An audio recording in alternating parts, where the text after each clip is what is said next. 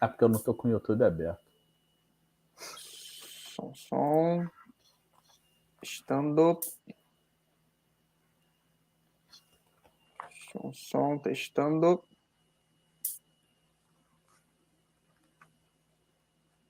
Estamos ao vivo, Paulo. Boa noite a todos. Boa noite, meu companheiro Felipe aqui ao meu lado, né? A gente retomando aí mais uma semana de estudo. E boa noite a todos aí da turma que vem nos acompanhando desde o começo. Quem estiver chegando aí, for novo, estiver chegando agora, dê um alô aí no chat. Ou aqueles que, como o vídeo vai estar gravado, vai assistir depois também. Seja bem-vindo aí, né? O estudo vai ficar aí para sempre. Podem comentar, colocar nos comentários do YouTube, agora no chat para quem está participando ao vivo. Para quem estiver assistindo depois, pode comentar no YouTube, tiver qualquer complementações, comentário. Não esqueça de dar o joinha no vídeo, curtir. Nunca é tarde para a gente lembrar isso, né, Felipe? Isso impulsiona a divulgação do canal, compartilhar com os amigos simpatizantes, ou que queiram aprender, ou que estão precisando ouvir, né, palavras de consolo do Espiritismo. Então, fique à vontade, né? A divulgação aí é a tarefa de todos nós. Então, sejam todos bem-vindos. Temos aqui, vamos dar alô, a Tina Alba presente, sempre presente toda semana, seja bem-vinda. Guaraciara também, sempre conosco aí. Boa noite, Guaraciara. E também a Vânia, muito bem-vinda. Boa noite, Vânia. Daqui a pouco vai chegar mais um pessoal aí. Então, a gente está no estudo aí da Gênese, hoje no capítulo, dá uma olhada aqui, ainda no capítulo, a gente vai ficar um tempo aí, algumas semanas no capítulo 17, que é as predições do Evangelho, e estão trabalhando assim, dividido cada item, né? Estamos naquela parte aonde Kardec coloca vários exemplos tirados do Novo Testamento, né, de sua época, em que mostra assim passagens em que Jesus ou outras pessoas do Novo Testamento predizem fatos futuros que iriam acontecer. E já iniciamos a introdução dessa discussão, vimos que está pautado numa explicação pela ciência espírita, né? Então, o próprio Kardec vai fazer um comentário no final, é o que vamos ver com mais calma ao longo do estudo, né? Hoje, especificamente, nós iremos estudar a ruína do templo e de Jerusalém, maldição aos fariseus, minhas palavras não passarão, e a pedra angular. Correto, Felipe? É isso, né? Como a gente sempre faz e como é de praxe em toda reunião, todo estudo espírita, né? Temos a nossa prece e antes da prece vamos fazer aquela leitura inicial para ajudar em nosso recolhimento, na nossa concentração do estudo, serenar os nossos pensamentos para que os nossos anjos da guarda possam nos auxiliar, né, no entendimento do texto, do estudo, para um posterior aproveitamento, né? Porque o objetivo do estudo espírita, no lar ou na casa espírita, presencialmente ou remotamente, é para o nosso melhoramento pessoal, o nosso autoconhecimento e sermos pessoas melhores para agir no mundo, agir naqueles que estão à nossa volta e aonde a nossa tarefa para o bem se fizer necessária, né? Então vamos fazer uma leitura inicial. Eu escolhi como página inicial, nesses tempos difíceis, eu acho que é sempre legal a gente falar da fé, e a fé segundo a visão espírita, né? Então, assim, eu escolhi um texto que está lá no Evangelho segundo o Espiritismo, do capítulo 19, a fé transporta montanhas, nas instruções dos Espíritos, né? Que diz assim, a fé, mãe da esperança e da caridade. Está no item 11. Para ser proveitosa, a fé tem que ser ativa. Não deve entorpecer-se, mãe de todas as virtudes que conduzem a Deus, cumpre-lhe velar atentamente pelo desenvolvimento das filhas que gerou. A esperança e a caridade são uma consequência da fé. Essas três virtudes são uma trindade inseparável. Não é a fé que faculta a esperança na realização das promessas do Senhor? Se não tiverdes fé, que esperareis? Não é a fé que dá o amor? Se tendes fé, qual será o vosso recolhimento e, portanto, o vosso amor? A fé, divina inspiração de Deus, desperta todos os instintos nobres, que encaminha o homem para o bem. É a base da regeneração.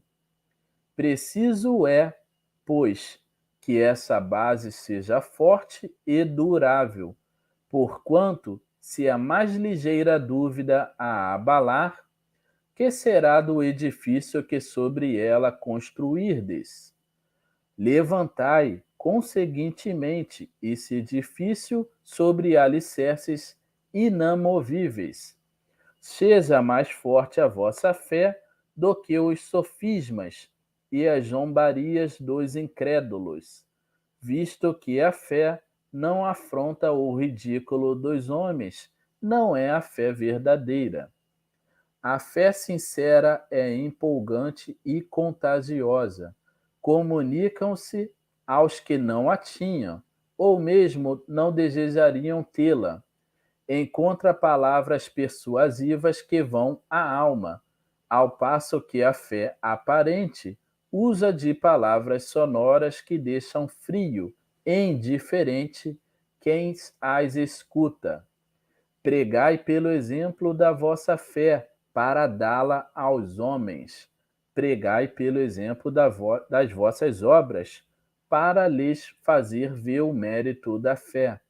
Pregai pela vossa esperança firme, para lhes dardes a ver a confiança que fortifica e põe a criatura em condições de enfrentar todas as vicissitudes da vida. Tende, pois, a fé, com o que ela tem de belo e de bom, com a sua pureza, com a sua racionalidade. Não admitais a fé sem controle, filha cega da cegueira. Amai Deus, mas sabeis por que amais. Crede nas suas promessas, mas sabei por que credes nelas. Segui os nossos conselhos, mas dai-vos conta do objetivo que vos apontamos e dos meios que vos trazemos para o atingirdes. Crede e esperai, sem desfalecimento. Os milagres são obras da fé. Escrito por José, Espírito Protetor, Bordeaux, 1862.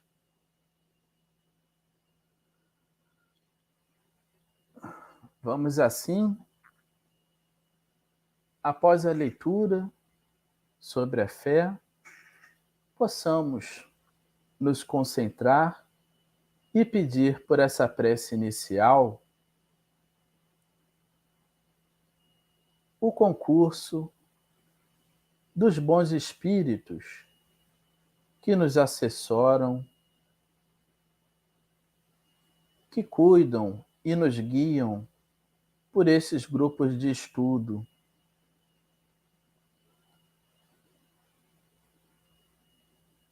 Pedimos que o anjo da guarda de cada um de nós, que possamos estar apto, o sentimento aberto, a mente serena para receber as boas intuições e inspirações, que nos auxilie no entendimento do estudo, a ouvir a palavra do estudo preparado pelos companheiros facilitadores, ao ler o texto agora, posteriormente, para que esse estudo possa ser proveitoso e que possamos depois vivenciar a virtude evangélica, o ensinamento dos espíritos elevados, para que possamos nos autoconhecer, saber as mais paixões que devemos combater, as imperfeições que devemos anular e potencializar o germe da virtude que cada um de nós carregamos. Louvamos a Deus por todas as benesses da criação, pela oportunidade de mais um dia aqui encarnado, pela oportunidade de estar participando de mais uma reunião do estudo. Só temos a agradecer que possamos empreender bem, aproveitar o tempo, que é o nosso bem mais valioso, para adquirir ideia sadia, para progredir e para nos evoluir cada vez mais. E ao mesmo tempo que adquirimos boas ideias, o ensinamento, que possamos nos esforçar pela vontade para servir como exemplo, pois a propagação do ensino espírita se dá principalmente pelo nosso exemplo, o exemplo e o esforço constante. Se ainda não somos perfeitos, mas sempre tendo como meta a perfeição, procurando a cada dia combater os nossos vícios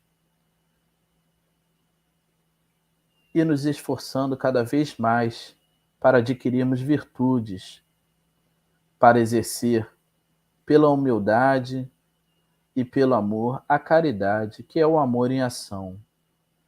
E assim pedimos e autorização para iniciar mais um estudo em teu nome, Pai. Só temos a agradecer e que possa ser proveitoso. Que assim seja.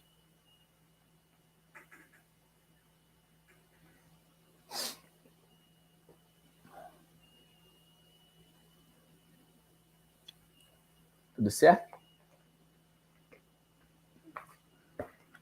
Chegou mais dois, a Glauci Moreira. Boa noite, Glauci. Seja bem-vinda. Tiago também, sempre presente aí, seja bem-vindo. Vou deixar aqui, ó.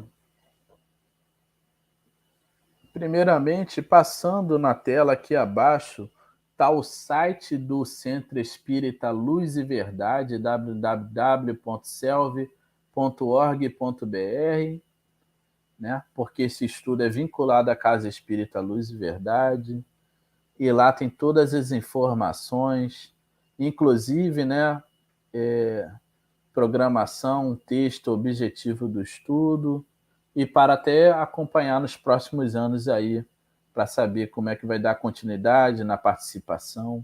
Então, sempre é um link aí, um site para todos conhecerem.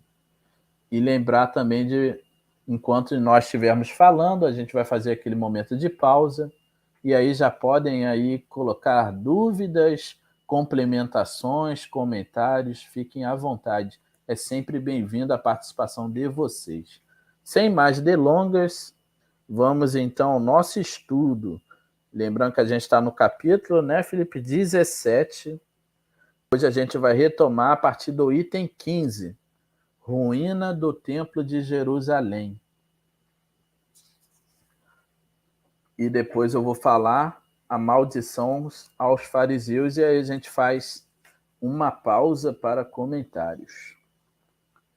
No item 15, que está uma passagem que está em São Mateus, capítulo 24, versículo de 1 a 2. Quando Jesus saiu do templo para ir-se embora, seus discípulos se aproximaram dele para lhe fazerem notar a estrutura e a grandeza desse edifício. Mas ele lhes disse: Vede vós todos estes edifícios?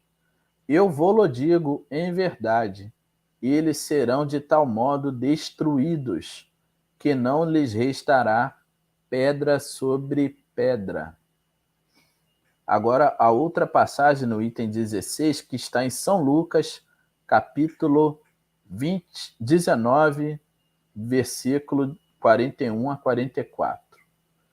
Tendo em seguida chegado próximo a Jerusalém e olhado a cidade, ele chorou sobre ela, dizendo: Ah, se tu reconhecesses, ao menos neste dia, que te é ainda dado, o que pode te proporcionar a paz. Mas agora tudo isso está oculto aos teus olhos. Também virá um tempo infeliz para ti, em que os teus inimigos te cercarão de trincheiras, te envolverão e te oprimirão, e de todas as partes derrubar-te-ão por terra. A ti e aos teus filhos que estiverem no meio de ti, e não te deixarão pedra sobre pedra, porque não conheceste o tempo em que Deus te visitou. No item 17, que está em São Lucas, capítulo 13, versículo 33, 34 e 35. Entretanto, é necessário que eu continue a caminhar, hoje e amanhã, e no dia seguinte, porque não é preciso que um profeta sofra a morte, alhure senão em Jerusalém. Jerusalém, Jerusalém, que mata os profetas e lapidas aqueles que são enviados para ti. Quantas vezes quis reunir teus filhos, como uma galinha junta seus pintainhos sob suas asas, e tu não quisestes. Ó, tempo se aproxima em que a vossa casa ficará deserta. Ora, eu vos digo, em verdade, que não me vereis mais doravante, até quando disserdes: Bem-vindo seja aquele que vem em nome do Senhor. No item 18, que está em São Lucas, capítulo 21, versículo 20 a 24. Quando virdes um exército cercar Jerusalém, sabei que a sua desolação está próxima. Então que aqueles que estiverem na Judéia fujam para as montanhas, que aqueles que encontrarem no meio dela se retirem, e que aqueles que estiverem na região em torno nela não entrem, porque esses serão então os dias da vingança, a fim de que tudo o que está nas Escrituras seja cumprido. Infelizes daquelas que estiverem grávidas ou amamentando naqueles dias, porque este país será oprimido pelos males, e a cólera do céu cairá sobre este povo. Passarão pelo fio da espada, serão levados cativos em todas as nações, e Jerusalém será calcada aos pés pelos gentios, até que o tempo das nações seja cumprido. No item 19, é a passagem que está em São Lucas, capítulo 23, versículo 27 a 31. Jesus caminhando para o suplício, né? A observação que Kardec coloca entre parênteses, diz assim aquela passagem: Ora, ele era seguido por uma grande multidão, de povo e de mulheres, que batiam no peito e choravam. Mas Jesus, virando-se, lhes disse: Filhas de Jerusalém, não choreis sobre mim, mas chorai sobre vós mesma e sobre vossos filhos. Porquanto virá um tempo no qual se dirá: Felizes as estéreis e as estranhas que não deram filhos, e aos seios que não alimentaram. Começarão então a dizer às montanhas: Tombai sobre nós, e às colinas: Cobri-nos, porque se tratam dessa maneira a lenha verde, como a lenha seca será tratada. No item 20, que é a passagem. Não, o item 20 já é o comentário de Kardec. Vamos ler aqui para a gente depois comentar. Aí o comentário do Paulo. Paulo Will, não Paulo de Tarso. Aqui o item 20 e 21 é o comentário do Kardec. A faculdade de pressentir as coisas futuras é um dos atributos da alma e se explica pela teoria da presciência. Jesus a possuía, como todas as outras, em um grau eminente. Pôde, pois, prever acontecimentos que se seguiriam à sua morte, sem que haja neste fato nada de sobrenatural, uma vez que é visto reproduzir-se sob os nossos olhos, nas condições mais vulgares. Não é raro que indivíduos anunciem com precisão o instante de sua morte. É que a sua alma, no estado de desligamento, é como o homem da montanha. Ela abarca o caminho a percorrer, ele vê o fim. Item 21.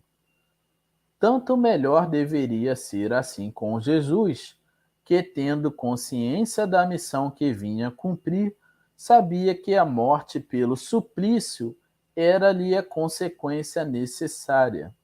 A visão espiritual permanente nele, assim como a penetração do pensamento, devia mostrar-lhe as circunstâncias da hora fatal.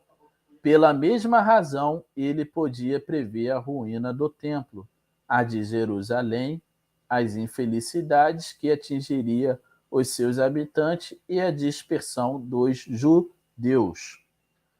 Uma pausa aqui para o meu comentário, né? Então, eu li as passagens que estão no Novo Testamento, em vários evangelhos, de Lucas, o de Mateus, sobre a ruína do templo de Jerusalém.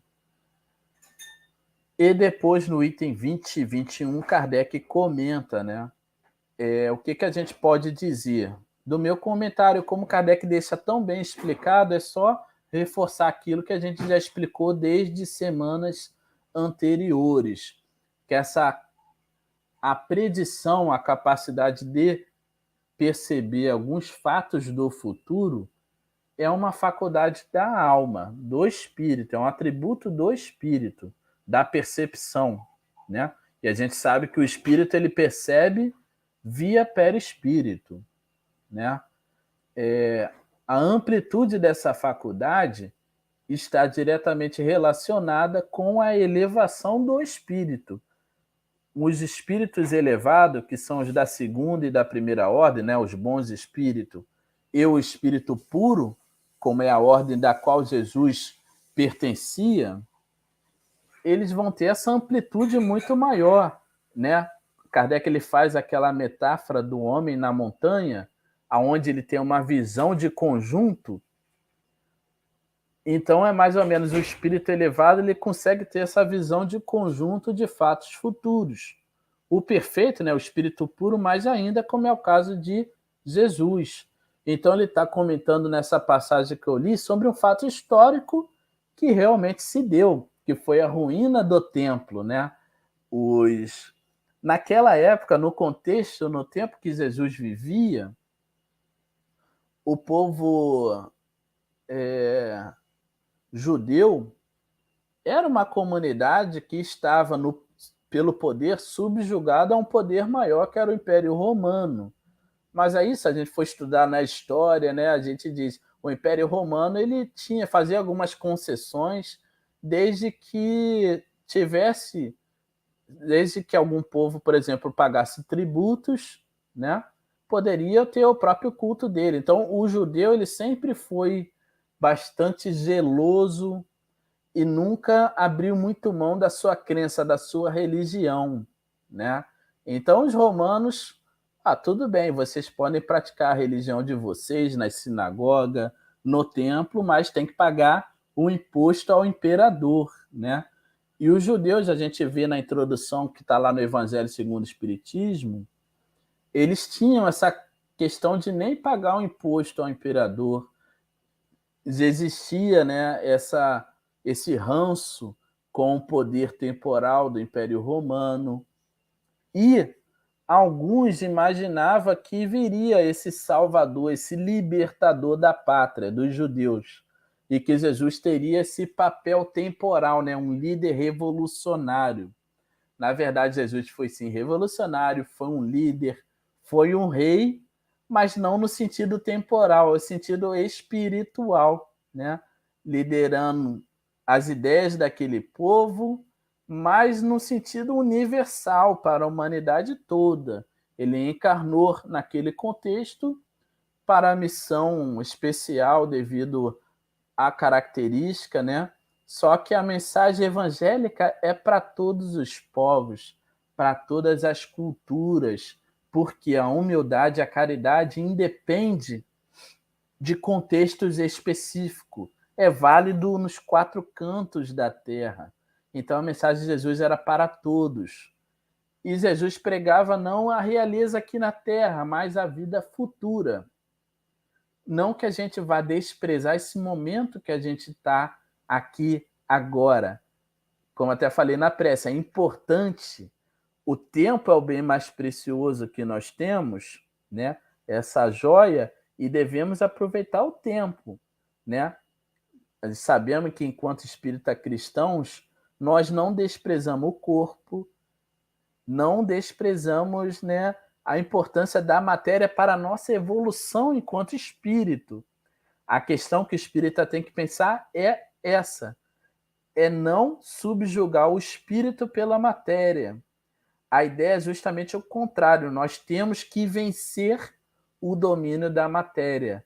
Nós temos que nos sobrepor à matéria, às más paixões.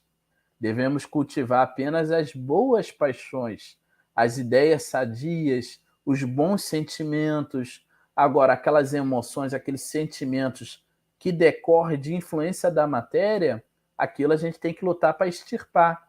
A inveja, o ciúme, a ira, a cólera, a preguiça. Devemos cultivar boas emoções, né? A alegria, a fé, a humildade, a benevolência e por aí vai.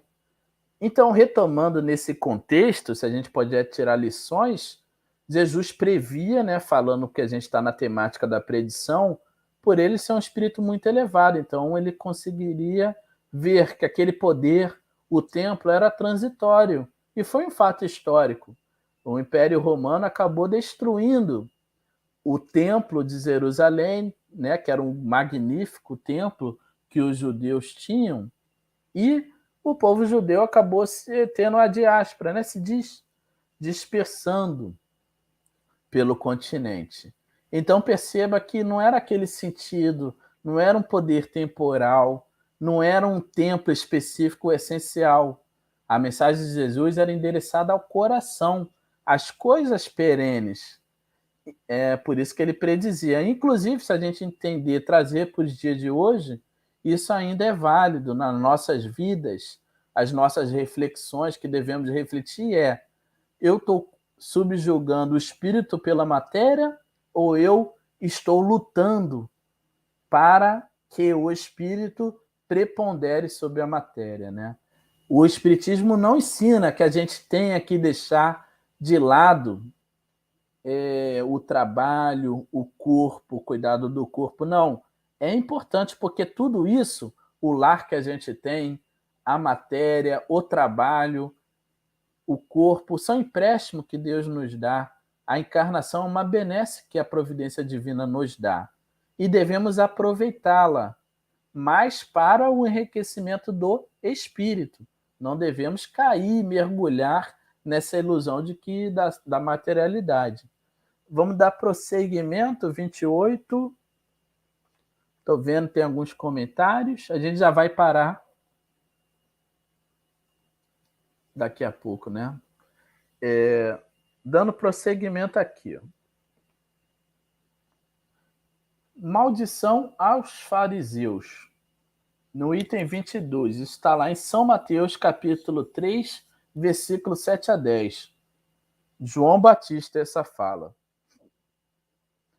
Vendo vários dos fariseus e dos saduceus que vinham ao seu batismo, ele lhes disse: raça de víboras, quem vos ensinou a fugir da cólera que deve cair sobre vós?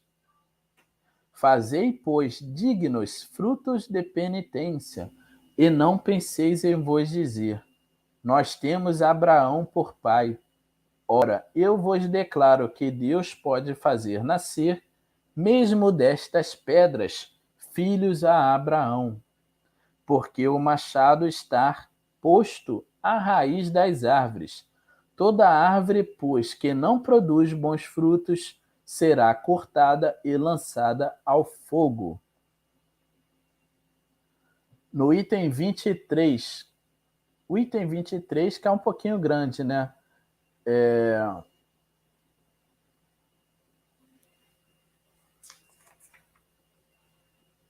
Vamos dizer aqui, ó. Ai de vós, escribe, fariseus e hipócritas, porque fechais aos homens o reino dos céus, porque vós mesmo nele não entrareis, e vos opondes ainda àquele que deseja nele entrar.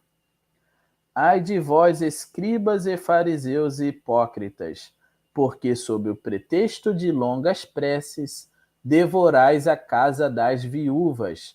Por isso é que recebereis um julgamento mais rigoroso.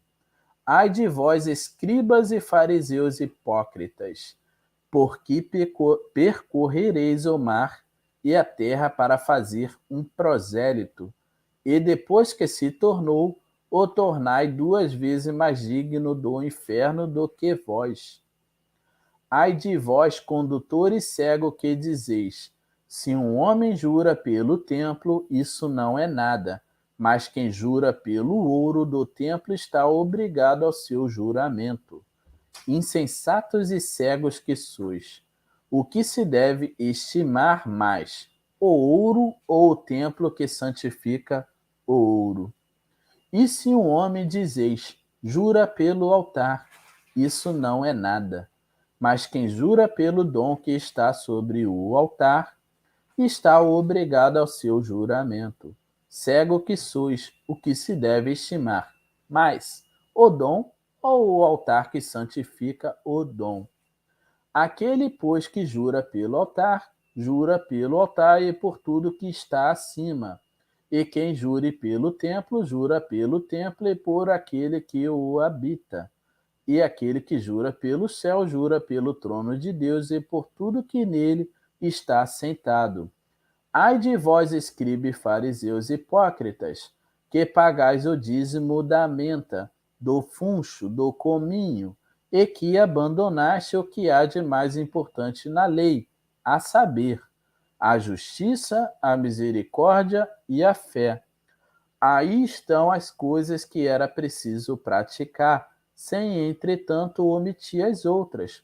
Condutores cegos que têm de grande cuidado em abster-se de que bebeis, do medo de engolir um mosquito e engolis um camelo.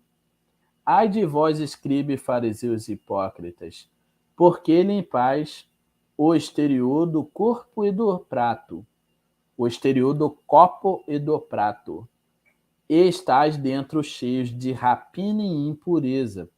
Fariseu cego, limpai primeiro o interior do copo e do prato, a fim de que também o exterior esteja limpo. Ai de vós, escribe, fariseus hipócritas, porque sois semelhante sepulcros pintados de branco que por fora parecem belo aos olhos do homem, mas que por dentro estão cheios de ossada, de mortos e toda espécie de podridão. Assim por fora pareceis justo, mas por dentro sois cheio de hipocrisia e iniquidade. Ai de vós, escribe, fariseus, que construí túmulos aos profetas e ornais os monumentos dos justos, e que dizeis: se estivesse no templo de nossos pais, não nos juntaríamos a ele para derramar o sangue dos profetas. Acabai, pois, também de encher a medida de vossos pais. Serpentes, raça de víboras, como podereis evitar seres condenados ao inferno? Por isso vos vou enviar profetas, sábios e escribas, e matareis uns, crucificarei os outros, chicoteareis os outros em vossas sinagogas, e os perseguireis de cidade em cidade, a fim de que todo sangue inocente que foi derramado sobre a terra recaia sobre vós, desde o sangue de Abel, o justo, até o sangue de Zacarias, filho de Baraquias, que mataste entre o templo e o altar. Eu vos digo em verdade, tudo isso virá fundir-se sobre esta raça que está hoje.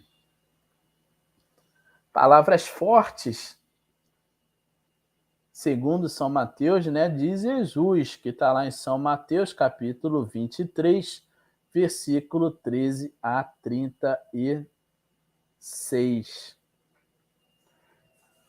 Então, Jesus, ele toca muito nessa tecla, né, da importância da reforma íntima, da transformação moral, que não devemos nos ater na superficialidade, né, do aspecto exterior, das ilusões da matéria, porque tudo isso é transitório. Beleza física é transitória, riqueza é transitória, poder é transitório. A gente não sabe até quando nós vamos estar aqui encarnados. Então, a gente tem que dar um justo valor às coisas transitórias e cultivar aquilo que a gente leva na vida futura, no mundo espiritual, né? O cultivo da inteligência, empregada num fim útil, né? A gente muitas vezes pode empregar a inteligência para o mal, isso aí nos compromete mais ainda pela expiação, pelo resgate. Então, é o desenvolvimento moral e a inteligência empregada em coisas úteis. É a meta da qual nós temos que nos ater, observar sempre, vigiar e orar, e vigiar sempre, né? Perceber os perigos da qual estamos expostos, às vicissitudes, a não cair nas tentações, e orar, fazer a prece. A prece é o nosso anjo da guarda, que é o elo entre nós e Deus para o entendimento, né, daquilo que é precioso para nós.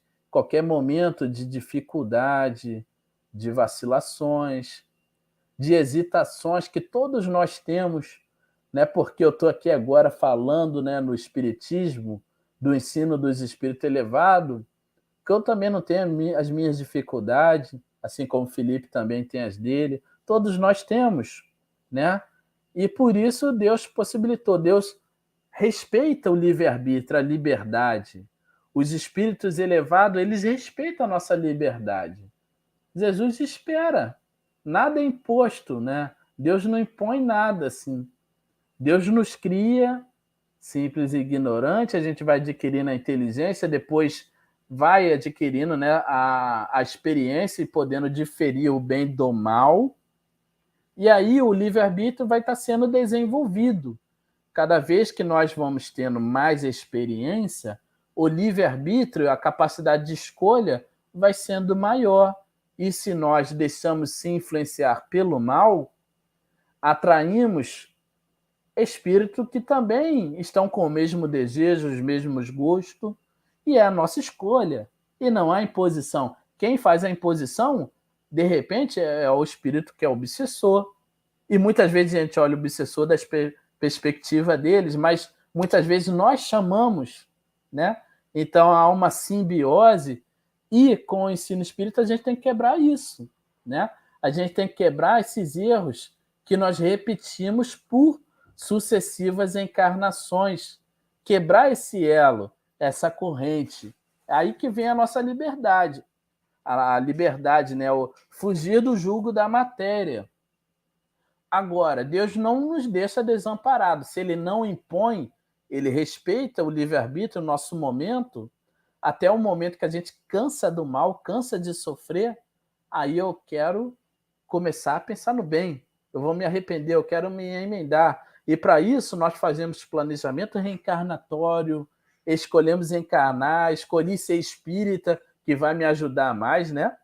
O espiritismo, a gente pode evoluir em outras religiões, ou até não tendo religião, mas o espiritismo ele é um recurso assim fenomenal, porque ele diz de modo patente a vida futura, quais foram os erros do passado que nos levou até esse estágio. Agora, Deus respeita o nosso momento. O nosso protetor, o nosso anjo da guarda respeita. Agora, eles estão sempre lá para nos ajudar. Se nós escolhemos o mal ou o bem, depende da responsabilidade nossa. Se eu estou num momento difícil, que é difícil para mim atravessar, eu posso fazer uma prece e pedir um amparo desses espíritos elevados, né? E aí eu estou agindo pela minha liberdade de escolha, pedindo o auxílio dos espíritos elevados, dos nossos mentores, dos nossos guias, né?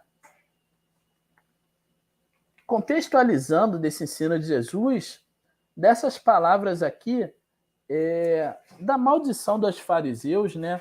Também estava lá, era uma casta religiosa que também estava presa na ilusão da matéria. Usava a religião para oprimir, para se manter numa posição privilegiada na sociedade da época. E perceba que com esse texto a gente faz um entendimento contextualizado desse momento, mas vale até para os dias de hoje. Quantas pessoas usam a religião para obter outros benefícios, riquezas, influência, poderio, subjugar as pessoas, ou então estão muito preocupadas com o exterior, né? Com a forma como eu vou me mostrar para os outros, né? A aparência da virtude. É justamente isso que Jesus martelava tanto. Não adianta ficar só na aparência, porque vai chegar um momento que a gente vai desencarnar, vai chegar no mundo espiritual, e aí, meu irmão, não dá para esconder mais nada. Se aqui encarnado a gente consegue manter uma polidez, uma falsa aparência de virtude, no mundo espiritual isso aí é revelado, né? Os espíritos vão olhar dos nossos fluidos, nossa forma de pensamento, quem realmente nós somos. E aí a gente vai sofrer do remorso. Então a gente tem que procurar se ater sempre na reforma íntima, na transformação moral, internalizar esses estudos e vivenciar pela prática da humildade, da caridade. Eu fecho minha fala por aqui. Eu vou deixar para comentário de vocês, do Felipe. Fiquem à vontade. Paulo, a gente começa aqui com a Tina.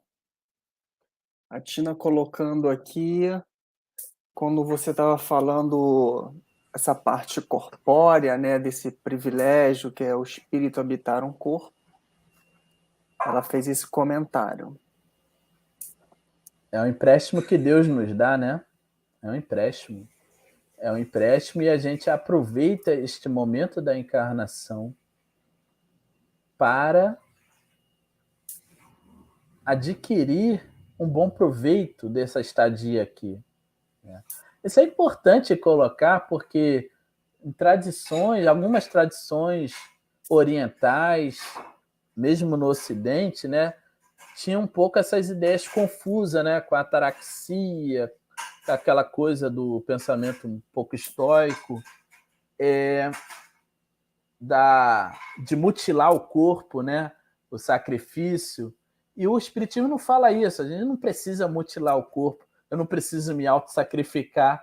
O sacrifício é batalhar no campo das vicissitudes. O que eu tenho de vicissitude? O que eu tenho ainda de má paixão? Quais são os sentimentos e as emoções ruins que nós cultivamos?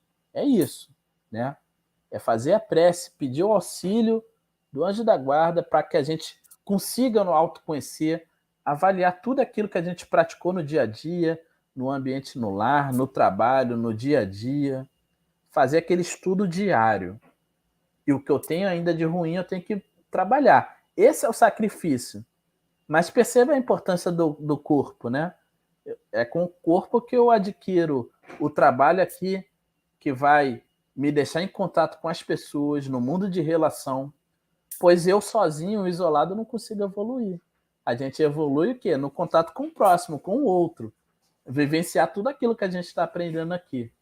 Adquirir a inteligência empregada no sentido útil e trabalhar a moralidade.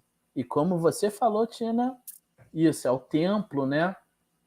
É um empréstimo que Deus nos dá e a gente tem que cuidar bem, sem excessos, sem deixar que a matéria seja mais importante que os valores espirituais.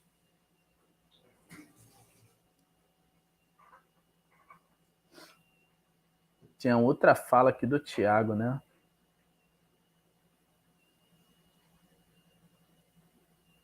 Dessa passagem de Jesus não haveria uma influência hermenêutica da Igreja Católica com a visão do Deus punitivo, né?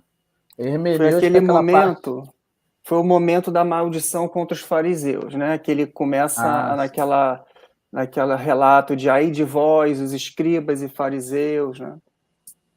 Ele complementa como meio de controle social.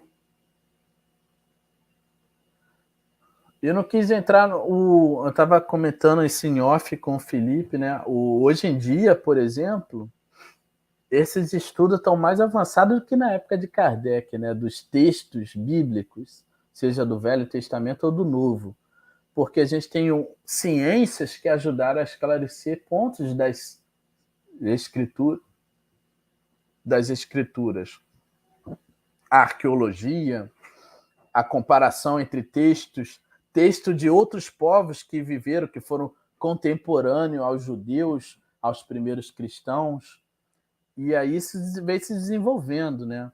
É claro que falta, muitas vezes, a ciência acadêmica, é a compreensão e a aceitação da realidade do espírito, a realidade espiritual, né? Então, hoje em dia, a historiografia está bem desenvolvida. Não sei se estou fugindo um pouquinho do tema, mas também, de qualquer forma, complementando, né? E aí, mas assim, super válido esses trechos que Kardec coloca, porque o objetivo é compreender a visão espírita, né? É mostrar sempre que essas ideias das predições do futuro não é um milagre, não é uma coisa extraordinária. Está na lei da natureza e Jesus ele compreendia porque ele era um espírito puro. E algumas pessoas normais como a gente, às vezes a providência divina possibilita, né, essa faculdade de prever coisas futuras, mas aí é uma faculdade dada, né? Que aí é um tipo de mediunidade. Isso está lá, claro, também no livro dos médiuns. Mas, assim, como faculdade permanente, depende da elevação do espírito, né? Paulo, eu acho que os textos bíblicos, com o avançar do tempo, no momento que a gente vive, também têm a influência da ciência, né? Como você falou. Ciências se apoderaram, se juntaram, melhor dizendo, se juntaram ao estudo para tentar corrigir, para poder tentar trazer autenticidade, e manuscritos que estavam perdidos apareceram, né? Exatamente. De Verdade. 1950, na caverna de Qumran, né? Sim, sim. Isso aí. Então, a ciência é uma obra dos séculos. A gente aprendeu isso lá no primeiro capítulo, né? Então, ela Exatamente. vem também para poder ajudar os textos, né? Os textos bíblicos. Exatamente. Isso aí. A lei do progresso, né?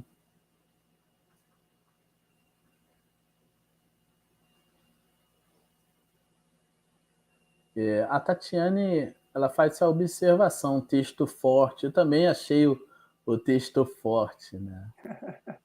Mas assim, tem uma coisa também que eu acho que também assim, eu estou numa hipótese.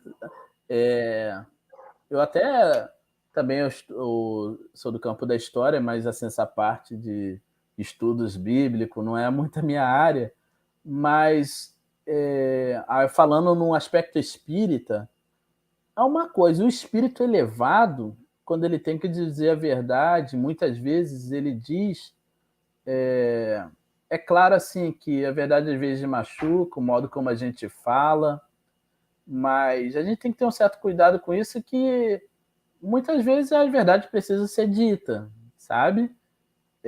Fariseus, por exemplo, era hipócrita, e quando Jesus diz isso, ele não está ferindo a lei da caridade. Aí está dizendo um fato, uma verdade, tá? A gente tem que refletir sobre isso também. Então, basta vocês já passaram pelo estudo do livro dos Espíritos. Os Espíritos lá, nas respostas, às vezes falam, né? Vocês ainda não estão aptos a compreender isso, né? Tem algumas respostas que são mais taxativas. A gente tem que ter uma certa compreensão disso também. Quando se precisa, eles dizem a verdade, né? Não vem com floreios, não. Então, se a pessoa é hipócrita, eles dizem, era hipócrita, tá? Tem um pouco dessas coisas também. Jesus, pelo contexto, gente, se ele fosse... Se hoje em dia a humanidade é rude assim, imagine há 2000 anos atrás, né? Então ele tinha, às vezes, a necessidade de falar com firmeza, né? Para aqueles que ele estava pregando. E o Tiago comentou um negócio interessante aqui logo no fim, deixa eu só puxar aqui para te mostrar. Sim. Ele coloca assim, usar a linguagem adequada àquele povo. E às vezes Exato. É um pouco disso, né? Hipócrita, o que é um hipócrita hoje e o que é um hipócrita 100 anos atrás, e, né? Então, a linguística muda, né? Isso. Se você, o Paulo escreve um texto hoje falando de não sei que lá, lacrou não sei o que, né? É uma linguística adaptada ao momento atual. Agora, daqui no futuro, essa palavra não pode nem mais existir. Exatamente. Mas, assim, um comentário que eu queria fazer em cima disso tudo que o Paulo está falando, do que o Tiago está falando, que a gente tem que considerar também que o espírito superior, ele sabe ser firme e amoroso. Às vezes eu não consigo. Às vezes a minha firmeza sai com ignorância, meus sentimentos atrapalham e sai com tom de voz, né? Sai toda escabufada. Agora, um espírito superior, ele consegue isso, né? Ser firme, ser atual, se fazer entender. E isso é um ato de amor, né? Então, a gente tem que considerar isso também.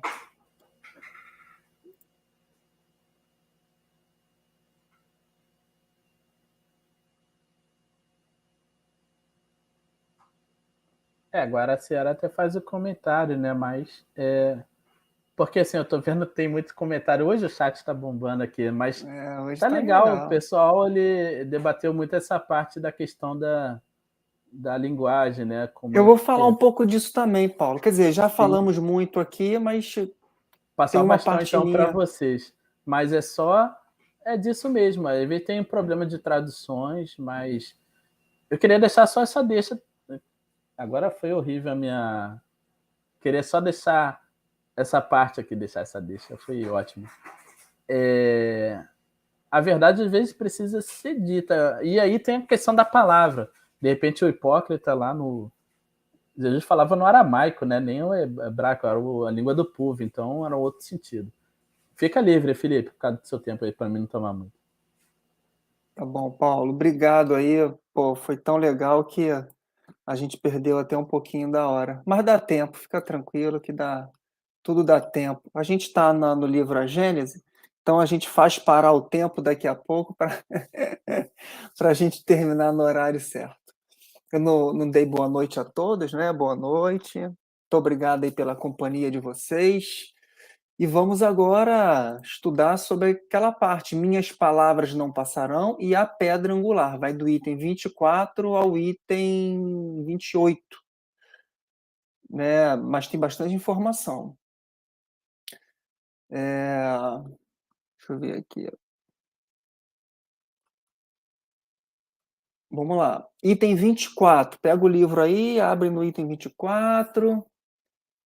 E uma passagem de Mateus, capítulo 15, versículos de 12 a 14.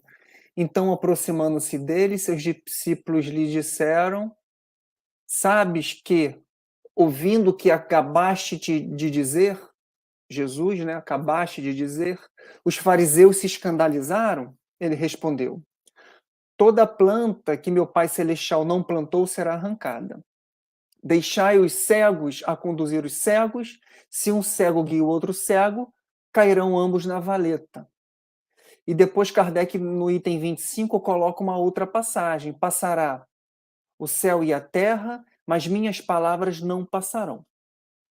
Então, no item 26, vem comentários de Kardec, que aí vai levar em consideração o item maldição contra os fariseus, minhas palavras não passarão. Né? Então ele vai fazer um comentário acerca desses itens que ele colocou aqui e não tinha comentado. E o comentário de Kardec da seguinte forma: as palavras de Jesus não passarão porque em todos os tempos serão verdadeiras. Isso é uma afirmativa. Né? Então, o que nos faz pensar, pelo menos é o que me fez pensar, vocês compartilhem aí a posição de vocês, é que quando Jesus fala minhas palavras, quando Kardec fala as palavras, ele não está querendo dizer a letra. Eu acho importante a gente começar a aperfeiçoar a forma de interpretar textos, principalmente textos antigos. Né? Então ele está falando da palavra, mas ele não está falando da letra, ou do conjunto de letras que formam uma palavra. E tá, no meu ponto de vista, ele está querendo, através de um conjunto de letras, passar uma ideia. Então é essa ideia, o espírito da letra, que a gente tem que buscar, principalmente nesses textos um pouco mais antigos. Né? E por ser antigo, passou pelo crivo do tempo. Ou seja, se até hoje ele vive, é porque ele sobreviveu ao crivo do tempo. Né? Mas, porém, por ele ter muito tempo, ele também sofreu a influência do tempo, ou das pessoas daquele tempo. Então, quando Jesus afirmou isso, as palavras de Jesus, minhas palavras não passarão, o céu e a terra passará, porque ele se conecta àquela ideia de céu e terra do Gênesis, né? Mas as minhas palavras não passarão, até porque ele não escreveu nada. Então ele não está falando de letra, ele está falando do conjunto de ideias, eu pensei assim. Né? E assim, um espírito superior, eu imagino, hoje quando a gente senta para conversar, a gente faz um esforço, eu pelo menos, imenso para poder pegar o que eu estou pensando e colocar as palavras que fazem sentido e formam frases. Aí eu estou, Paulo, estou com uma ideia aqui. A ideia é essa. Então, eu estou pensando e a linguagem que eu conheço, que é o português, eu estou escolhendo as palavras que eu conheço para né, para me fazer entender, que é o que eu estou fazendo agora, inclusive. Só que a gente está falando de um espírito superior, de um grande missionário, de um grande trabalhador de Deus, né, na sua criação. Então, o vocabulário, né, a forma dele se expressar, ele, em função da missão dele, abrange todos e todo o tempo. Olha só, é como se a gente estivesse tentando comentar aqui e esse vídeo pudesse ser entendido daqui a 100 anos. É impossível. Impossível. Amanhã a gente está com linguagens e com palavras melhores. Né? Em particular da língua portuguesa, que eu adoro, por ter a sua dificuldade de aprendizado, mas por ter a sua riqueza de vocabulário, né? Então Jesus, naquela época, falava para todos, para rico, para pobre, para analfabeto, para culto, para espírito elevado, para espírito inferior, para obsessor. Né? Não estou falando da letra, não estou falando do aramaico, estou falando da ideia que ele queria passar naquela época. Né? É que continua assim. O seu código moral será eterno porque consagra as condições do bem que conduz o homem ao seu destino eterno. O seu código moral, que é a conduta, as atitudes, o que ele falava, o que ele fazia, um ser integral, um ser íntegro, né? Tudo fazia sentido entre o que ele pensava, o que ele sentia e o que ele agia. Código moral é eterno. 2021 e a gente está aqui, né, se debruçando em cima desse código moral para nos inspirar na nossa conduta, né, a partir de amanhã. Então, esse código moral consagra condições do bem. Pega o Evangelho segundo o Espiritismo e você vê que ali tem um conjunto moral que Kardec separou, e quando a gente estuda esse livro, a gente estuda esse código moral, né? Que consagra as condições do bem, que ele está dizendo aí, e que conduz o homem ao seu destino eterno. E ele continua. Aí ele começa uma sequência de perguntas. Eu não vou responder. Vamos responder mentalmente, né? Quais seriam as respostas para estas? Mas terão suas palavras chegado até nós inteiramente puras e isentas de falsas interpretações? Né? Inteiramente puras. Então, vou pegar aqui alguns flashes, só para a gente entender. Primeiro, Jesus não escreveu nada. Segundo, o Evangelho sinótico, ele é composto por Mateus, João, Marcos e Lucas. Mateus e João, contemporâneo. Marcos e Lucas vieram depois, pegando de aprendizado, de contato com a mãe, né?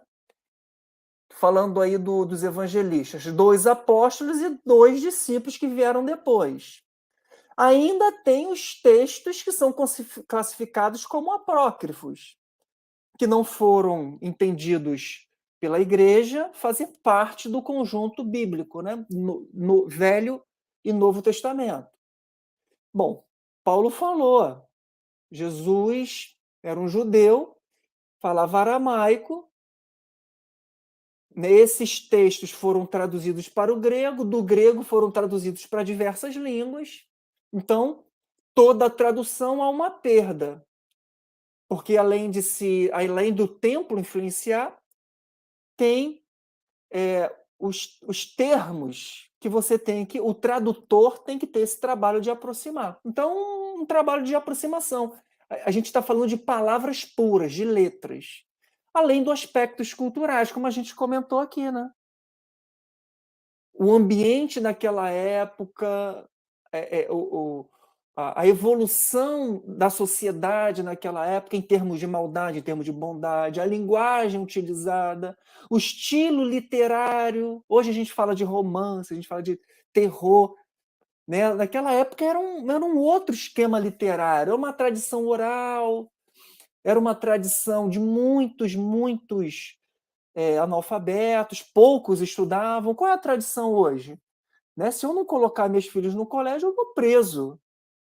Né? Então, elas têm que seguir um fluxo de alfabetização. Né? Então, é completamente diferente. Isso para a gente não se apegar à letra. A ideia aqui desse meu comentário, não se apegue à letra. Né? Aí depois Kardec fala, isenta de falsas interpretações. Durante um período da história, o texto bíblico não era vendido em livraria. Eles eram de posse, né? As igrejas tinham a posse desses textos, cópias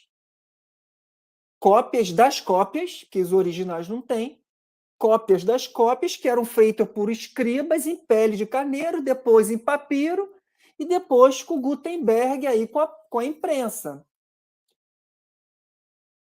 Então, antes desses escritos chegarem no povo, pessoas interpretavam para o povo. E aí tinha o seu conjunto de interesses, né, na jogada, né? Eu vou pegar, vou interpretar para você de acordo com o que eu tenho como intenção, como objetivo e como conhecimento, né? Então, isentas de falsas interpretações, fica essa pergunta. Hoje em dia, né, a gente tem riqueza de ferramentas para poder cair dentro. E até de revelação. A gente tem a revelação espírita como uma ferramenta para se entender o cristianismo primitivo.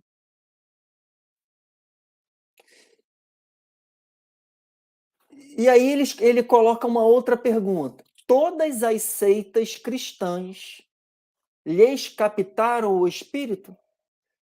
Aí eu acredito que Kardec quis dizer o espírito da letra, não o espírito da palavra, a ideia, o sentido espiritual. O que vocês acham? O Tiago colocou aqui, eu tenho uma tese que nos mundos de provas e expiações nós aprendemos a dar valor à autonomia de pensamento e valorização desse pensamento crítico, pois notamos que muitos incorrem em erros pelo desconhecer, muitos depositam uma vida inteira sob o equívoco. Aliás, todos nós, de certa forma, estamos equivocados em maior e menor grau. Acho que você terminou com eu concordando contigo. A gente fica beliscando a verdade, meu amigo. E cada ferramenta que a gente traz e melhor a gente consegue compreender, a gente melhora o entendimento e a amplitude do conhecimento, do que a gente entende sobre a vida. Ninguém está sendo completamente manipulado pelo outro. Completamente não. Porque cada um tem eu penso que cada um tem a sua autonomia, cada um tem a sua intenção, a sua inclinação para aquilo que ele entende como verdade. De repente, aquilo ali era o limite dele. De repente, ele está ali, mas está acreditando de uma forma mais simples, mas acreditando melhor do que a gente, cheio de conhecimento, cheio de ferramenta. Então, tem gente que, de repente, dentro de uma seita ultra-ortodoxa, a nosso ver de fora, mas que lá dentro está vivendo interiormente uma entrega para aquilo que ela entendeu. Seja ela para o bem, seja ela para o mal. E como cada um tem o resultado daquilo, das suas intenções e do seu entendimento, não tem nada de errado. Né? Não tem nada de errado, eu penso assim. Bom, continuando aqui. Nenhuma as transformou em instrumento de dominação para servir às suas ambições e aos seus interesses materiais em trampolim, não para se elevar ao céu, mas para elevar-se na terra. A história conta. Né? O Lutero, Martim Lutero, se colocando contra entendimentos, né, de indulgência, de pagamento de indulgência, levantou um movimento. Aqui a época, né, os benfeitores conjugaram ali com a imprensa de Gutenberg e deu um início a uma nova revolução. Né? Então você vê que às vezes a gente vê que o negócio está indo para um lado muito louco, mas aquilo ali é um ponto de ruptura. E ele continua: nenhuma as transformou em instrumento de dominação. Ah, não, já li esse. Acaso não terão adotado como regra de conduta a prática de virtudes que Jesus fez condição expressa de salvação? Todas estarão livres das censuras que ele dirigiu aos fariseus do seu tempo? Todas as seitas estão livres do que Jesus disse ali no comentário do Paulo, aquelas censuras que Jesus colocava, todas as seitas estarão livres. Todas, finalmente, tanto na teoria como na prática, serão a expressão de sua pura doutrina? Né? Eu acho que se fossem, como ele coloca, Kardec coloca sempre todas, ele não é específico, ele não é pontual, ele não é acusador, ele só levanta ali um... Bom, se todas não tivessem feito o que a história conta que foram feito, nós não estaríamos passando por um momento evolutivo que passamos agora. Estaríamos muito mais à frente. Todas. E ele coloca assim: por ser única, a verdade não pode se achar-se contida em afirmações contrárias. E não há razão para que Jesus imprimisse duplo sentido às suas palavras. Então, por que essas seitas, se cristãs, se colidem? Aí Kardec vai dizer depois, porque se elas se contradizem, a verdade não está com nenhuma das duas, porque elas deveriam se unir, que é o próximo parágrafo. Né? Se o entendimento ter sido da melhor forma, da forma mais pura para aquela ideia, não teríamos o que a história conta, que são brigas religiosas, né? Em busca da verdade. E ele continua assim: o que não passará é o verdadeiro sentido das palavras de Jesus, o que passará é o que os homens construíram sobre o sentido falso que deram essas mesmas palavras. Tendo por missão transmitir aos homens o pensamento de Deus, né, Jesus, somente a sua doutrina, em toda a pureza, pode exprimir esse pensamento. Foi por isso que ele disse: planta que meu Pai Celestial não plantou será arrancada. Ele quis dar um... Só um momentinho. A cachorra está empurrando a mesa aqui. Está espreguiçando, está empurrando a mesa. Que onda, né? Perdão. Então ele diz: tendo por missão transmitir aos homens o pensamento de Deus. Olha que bonito. Jesus, como missão, transmitir o pensamento de Deus. Somente a sua doutrina, em toda a sua pureza, pode exprimir esse pensamento. Foi por isso que ele disse: toda planta que meu Pai Celestial não plantou será arrancada. Todo entendimento... Leona, vem aqui. Vem aqui, Jé. Tá brincando com o negocinho dela. Só um momento.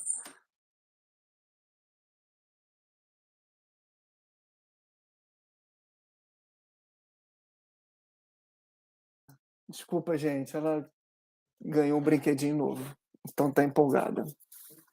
Fez aniversário de 9 anos, então tá empolgada com o brinquedinho. Então, como eu estava dizendo, tendo por missão transmitir aos homens o pensamento de Deus, Jesus, somente a sua doutrina, em toda a sua pureza, pode exprimir esse pensamento. Então, a gente poderia estar aqui, eu e o Paulo, que estamos aparecendo, com uma intenção aqui muito louca de passar uma interpretação para que isso pudesse levar a gente em determinada posição, que não é o nosso caso. Mas vamos supor que sim. Essa ideia, ela fica por terra. Né? No máximo, vai fazer parte de uma história, como a história do catolicismo, do protestantismo, deixou alguns fragmentos ruins pela sociedade e não ocupa mais o espaço. Toda planta que meu pai não plantou será arrancada. Todo o mal que a gente impõe, todo o egoísmo, todas as virtudes que são ruins, elas não duram. Elas um dia terão fim dentro de nós, né? O mal que a gente fez terá um fim. Ele não é eterno, né? Usando essa palavra, essa passagem de Jesus.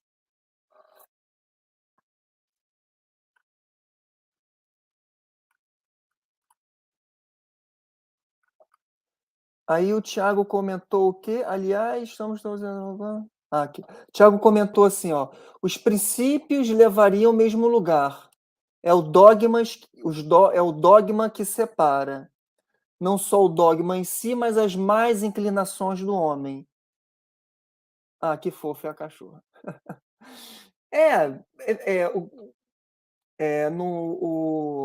O Divaldo fez um podcast lá pro Ser, né?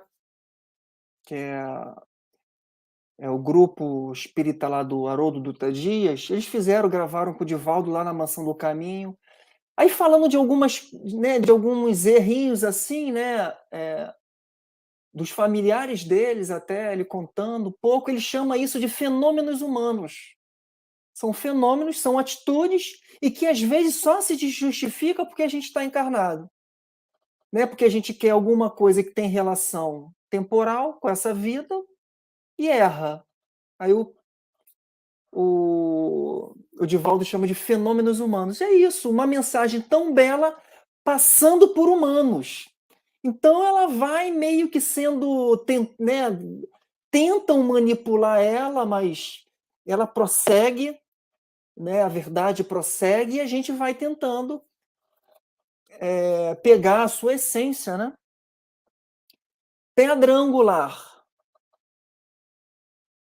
E Mateus, no capítulo 21, registra da seguinte forma: não lestes jamais isto nas Escrituras, a pedra angular que os edificadores rejeitaram e tornou a principal pedra do ângulo?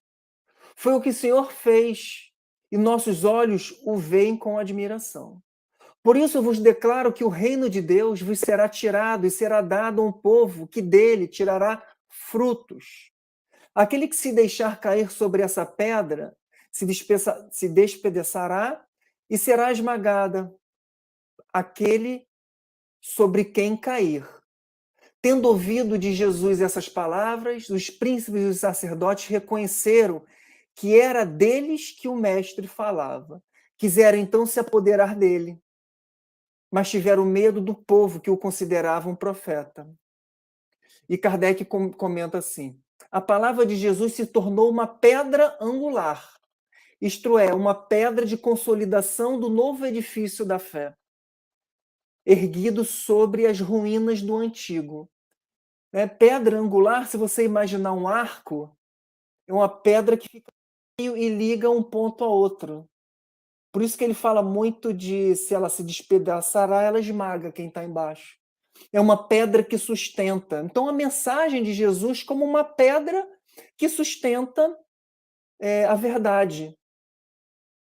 E ele diz, é a pedra de consolidação do novo edifício da fé, que até hoje é o nosso exercício. O exercício da nova fé, do novo edifício da fé.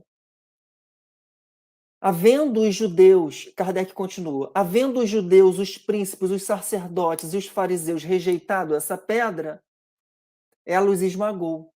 Do mesmo modo que esmagará os que, depois a desconhecerem ou lhe desfigurar o sentido em prol de suas ambições. A verdade prossegue. Então, o que eu poderia comentar para vocês aqui? 2021. A gente está vivendo um novo cenário. Um cenário ainda melhor para compreender o espírito da letra do missionário Jesus. Como diz Kardec, tendo por missão transmitir aos homens o pensamento de Deus. 2021 a gente tem ciência e farto documento espírita para entender o pensamento de Deus, né? Que por missão Jesus revelou. Então, assim, de uma forma muito simples, não sei se vocês conhecem aquela coleção Fonte Viva, uma coleção psicografada por Chico e por Emmanuel. A coleção Fonte Viva, ela é uma coleção evangélica das passagens do Novo Testamento. E ela tem sempre, eu tenho uma aqui do meu lado, Caminho, Verdade e Vida, é um deles, né? É uma coleção. Hoje se diria que é uma trilogia, quadrilogia, quintologia, não sei como é que se fala, são 5 livros. Então, vem sempre assim, ó. Vem um capítulo, vem a passagem evangélica aqui, né? E aqui o comentário de Emmanuel. Então a gente tem muita ferramenta para ter acesso a esse pensamento de Deus exemplificado por Jesus. Essa coleção Fonte Viva, Caminho, Verdade e Vida, Pão Nosso, Vinha de Luz, Fonte Viva e Ceifa de Luz. Né? Por sinal, eu adoro fazer Evangelho no Lar com ela. Eu acho mais dinâmico, inclusive. E como eu já tinha feito aqui em casa com o Evangelho segundo o Espiritismo, a gente agora percorre pela coleção. Né? Capítulos curtos, com passagem evangélica e com a interpretação de um espírito, que é o Emmanuel, através da psicografia de Chico. E você vê que o teor é o teor evangélico, ou seja, dando mais substâncias e mais entendimentos desse grande estudioso e contemporâneo de Jesus, né? As obras, os romances de Emmanuel mostram isso. E para terminar, rapidamente, eu vou dizer para vocês o seguinte. Existe esse outro livro, Religião dos Espíritos, eu adoro esse livro, é ótimo para poder junto com o Livro dos Espíritos. Tem um item 80, capítulo 80, Doutrina Espírita. Depois lê com calma isso. Ele diz assim, eu vou resumir a parte inicial. Toda crença é respeitável. No entanto, se buscaste a doutrina espírita, não lhe negues fidelidade. Toda religião é sublime. No entanto, só a doutrina espírita consegue explicar-te os fenômenos mediúnicos em que toda religião se baseia. Toda religião é santa nas intenções. No entanto, só a doutrina espírita pode guiar-te na solução dos problemas do destino e da dor. E assim ele vai, item a item. E ele termina da seguinte forma: doutrina espírita quer dizer doutrina do Cristo. Então, olha só, vamos conectar as revelações. Kardec opinou da seguinte forma: Jesus tem por missão transmitir o pensamento de Deus. E o Emmanuel diz aqui, doutrina espírita quer dizer a doutrina do Cristo. Então ele faz uma conexão da doutrina espírita com a doutrina do Cristo, que é o pensamento de Deus. E ele termina assim, e a doutrina do Cristo é a doutrina do aperfeiçoamento moral em todos os mundos. Então fica aqui essa reflexão, é a doutrina do aperfeiçoamento moral.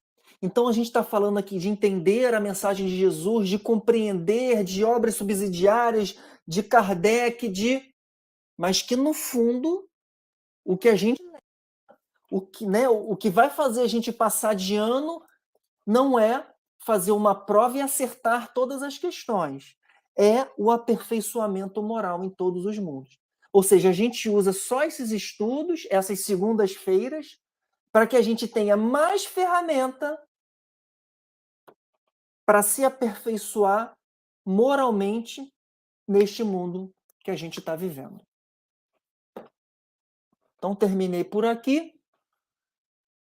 Vamos ver se tem mais alguma perguntinha.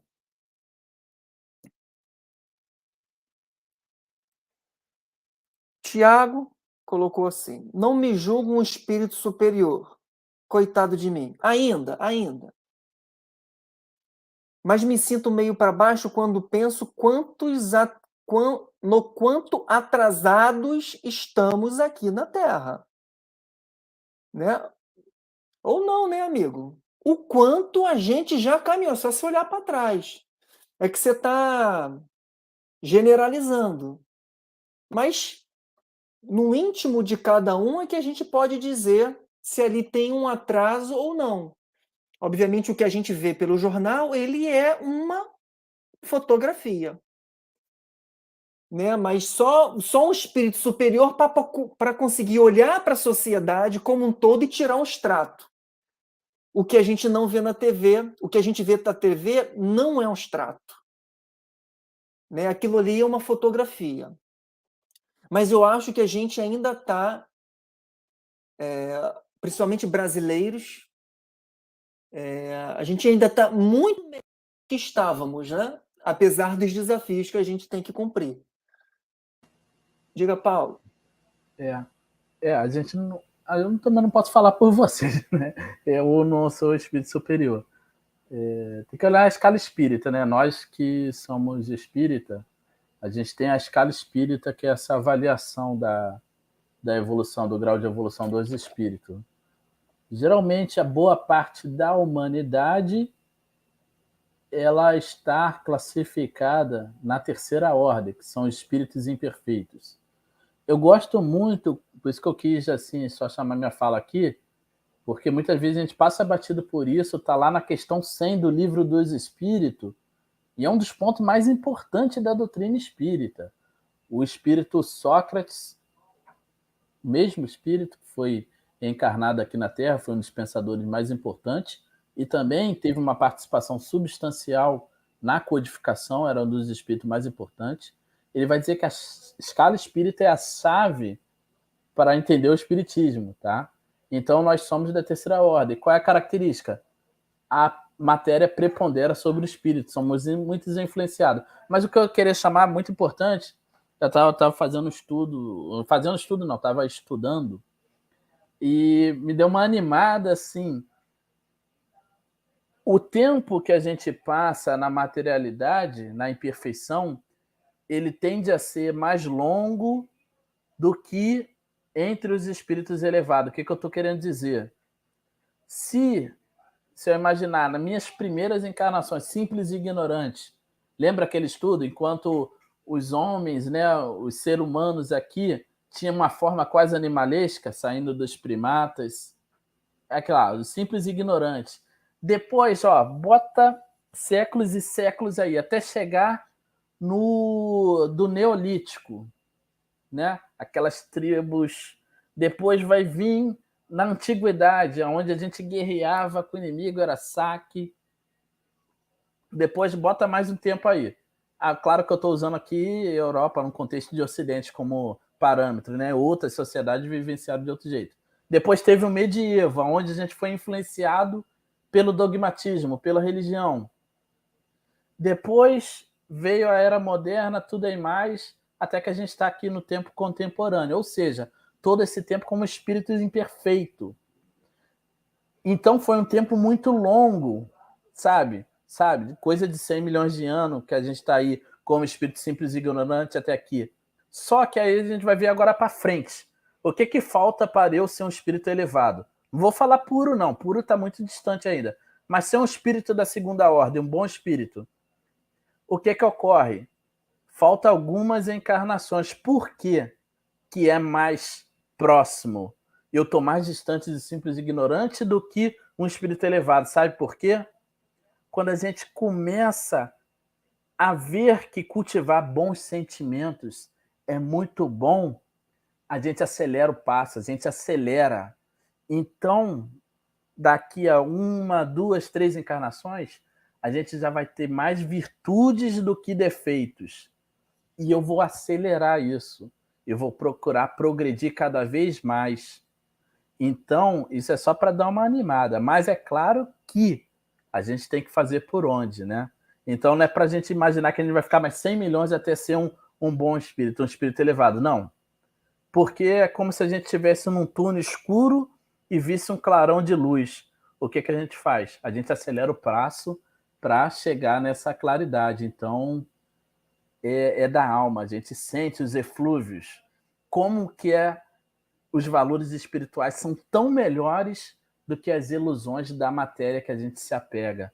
Então, nós mesmos apressamos o nosso passo. Basta ver lá o céu e o inferno. Os espíritos escolhem as encarnações mais difíceis. Por quê? Porque eles sabem que aquilo ali vai acelerar a evolução dele na Terra, né? Então, é só um comentário. Desculpa ter falado muito, Felipe. Não, Paulo, muito bom. Mas só que a gente só um detalhe. Nós estamos, né? Estamos em terceira ordem. É um trânsito. A gente está em trânsito, né? Deixa eu só puxar aqui o Tiago está comentando alguma coisa aqui. Deixa eu só botar aqui. Ele colocou aqui, cometendo os mesmos erros de muito antes de 2000 anos atrás. Assim, de repente até sim, né, Tiago? Mas nós não somos mesmos.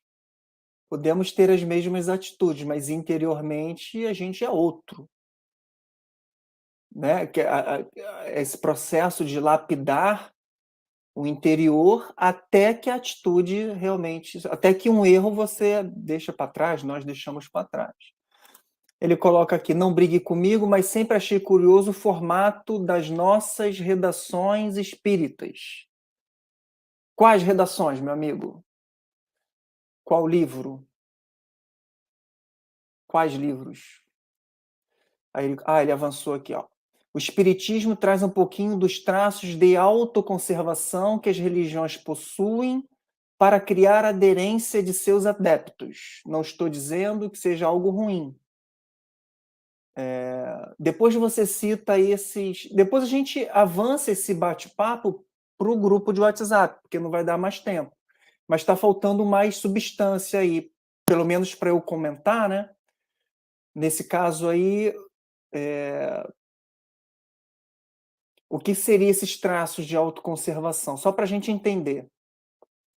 Se pensarmos bem, no próprio espiritismo, uma certa pegadinha... Se pensarmos bem, no próprio espiritismo, uma certa pegadinha para testarmos nossa vaidade. Isso sempre, eu acho que em qualquer lugar, né? A gente vai testar a nossa vaidade em qualquer lugar. Para os vaidosos, né? Pois os nossos textos são intelectualizados e tratam de matérias que pretendem ser mais avançadas do que outras religiões. Na mão de pessoa despreparada, inflar o ego.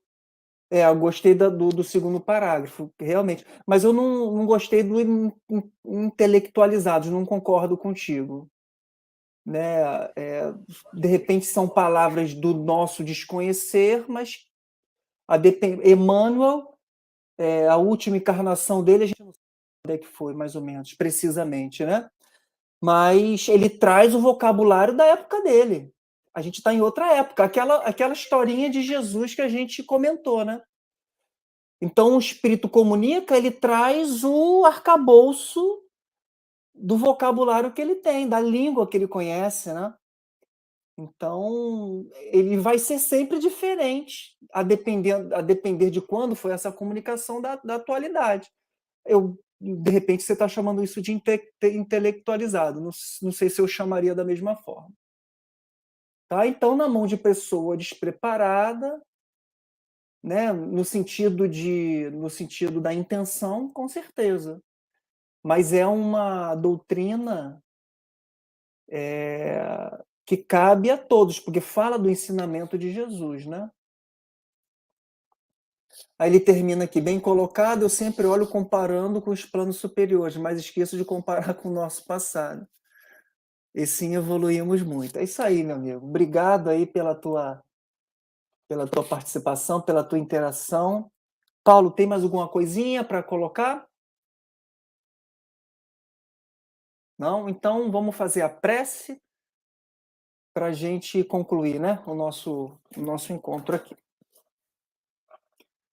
Para aqueles que desejarem fechar os olhos, para que a gente possa mentalizar juntos Deus, nosso Pai, como uma força, como um sol, como uma energia dentro de nós, para que a gente possa nos concentrar, para agradecer a oportunidade do nosso encontro ter ocorrido da melhor forma, sendo inspirado, sendo protegido pelos benfeitores, que possamos estar despertos, com bom ânimo e fazer da nossa vontade interiorizar a ideia, não a letra. A ideia desse nosso encontro, a filosofia do mestre, para que amanhã um conjunto de novas oportunidades ocorrerão, para que a gente possa colocar em prática atitudes renovadas, utilizando todo esse esforço de estudo que fizemos durante esse ano todo. E assim seja. Graças a Deus. Então, minha gente, boa noite, boa semana. Muito obrigado aí pela presença de vocês, hein?